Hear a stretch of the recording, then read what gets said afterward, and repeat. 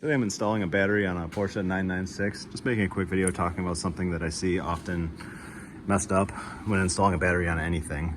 People a lot of times forget to put the vents in. These, typically there's a vent hose on one side when the battery is mounted inside the car somewhere like this. So this vent hose here will go into the one end of the battery and the other end will get plugged off. You can see on this one it actually has a little plug built into the cover. So you just break that plug off like this. You can usually snap it off pretty easily, unless you're being a baby like me. Just try to do it with one hand.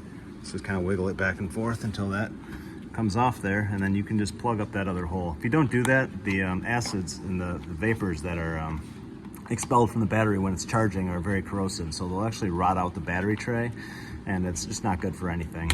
It's a lot of times when you have a free battery install at a auto parts store or something like that, sometimes they'll forget these, or you know, just a tow truck driver or whoever. I'm not trying to point fingers, I'm just saying it's often overlooked. You see it a lot of times come in where they're missing altogether, and you'll see a bunch of rust underneath the battery, and it can actually damage things. So especially old Audis.